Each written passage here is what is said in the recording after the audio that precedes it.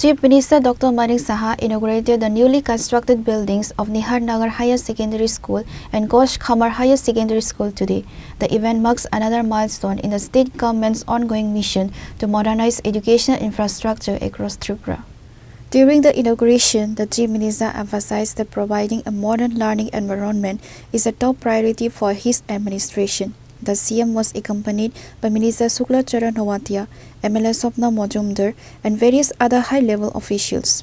The CM noted that the new facilities are designed to accommodate the growing student population and provide them with better classroom resources. The new buildings include upgraded classrooms and essential amenities for students.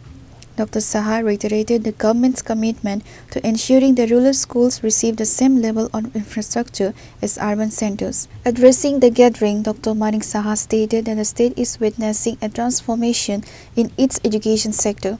He highlighted that budget allocations have been specifically prioritized for school renovations and the construction of new wings to ensure no student is left behind due to poor infrastructure. Aviation মিনিস্টারের সাথে কথা বললাম, কারণ গার্জিয়ানরা এসে বারবার কান্নাকাটি করছিল যে আমাদের ছেলেদের মেয়েদেরকে বাঁচান। এবং আমি যখন এভিয়েশন মিনিস্টারের সাথে কথা বললাম রাত্রে 12টার সময় উনি ফ্লাইট দিয়েছেন এবং পরের দিন সকাল পর্যন্ত এই 300 থেকে 350 ছেলে মেয়েকে সেই মণিপুর থেকে ত্রিপুরাতে নিয়ে আসা এবং ত্রিপুরা সরকার সমস্ত ব্যয় ত্রিপুরা সরকার বহন করেছে।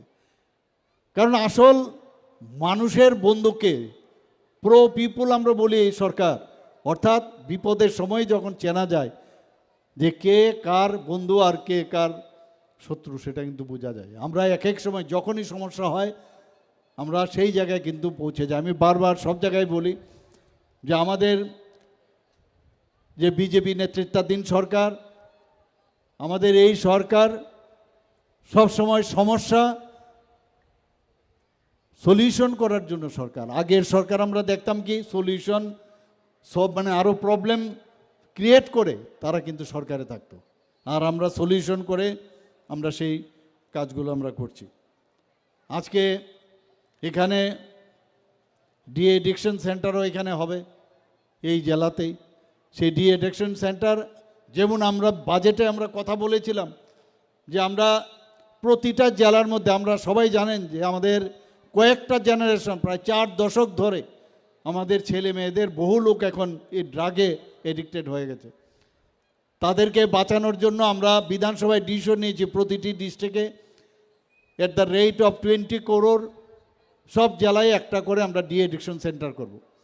আজকে এটা 3 নম্বর ডি এডিকশন সেন্টার আজকে এই জেলার মধ্যে আজকে তার ফাউন্ডেশন সেখানে লে হবে বন্ধুগণ। আজকে যদি আমরা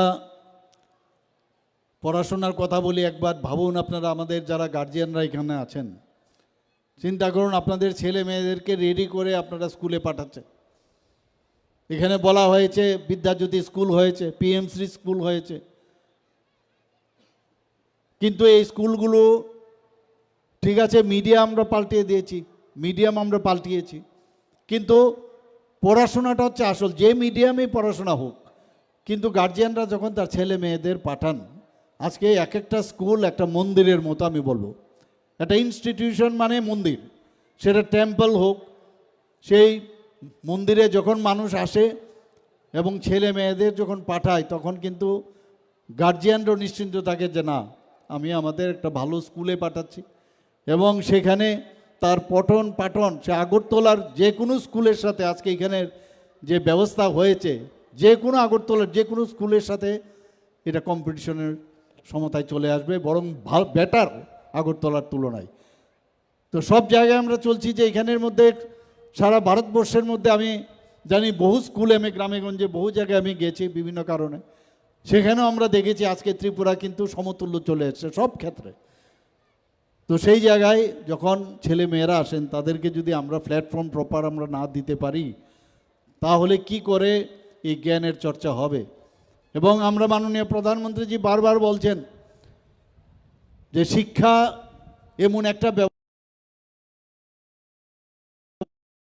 দিনে এই দেশ এবং রাজ্য কারা চালাবে? যাদের হাতে শিক্ষা থাকবে। জ্ঞানের ভাণ্ডার যাদের কাছে থাকবে তাদের কাছেই এই রাজ্যর যে চাবিকাঠি তাদের হাতে থাকবে।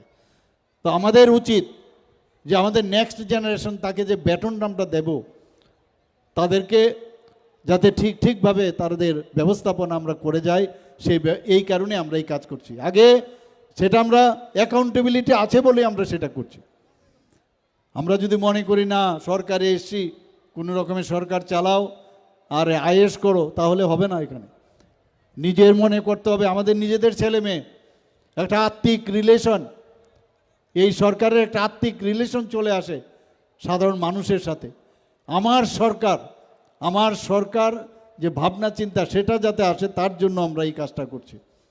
আমরা কিছুদিন আগে মহারানী তুলসীবতী বালিকা বিদ্যালয়ে আমি গত 28শে জানুয়ারি 210টি, ওখানে তো ফিজিক্যালি আমি ছিলাম, 210টি আরও স্কুলের ভার্চুয়ালি আমি একটা নতুন যে ল্যাব, একটা স্কিম আমরা আমাদের বিদ্যালয় দপ্তর থেকে আমরা সেটা লঞ্চ করি।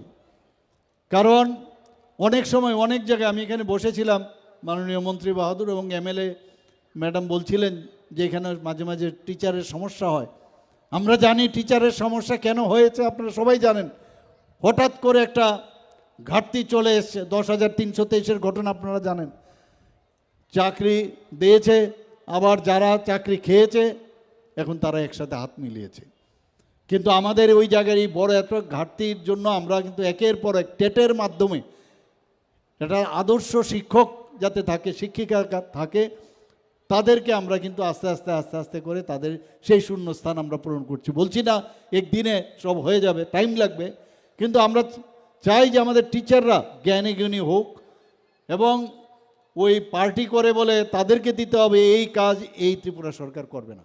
The CM interacted with students and faculty, encouraging them to utilize the new facilities to achieve academic excellence. Reported by Bikram from Santibazar, Chinikhara.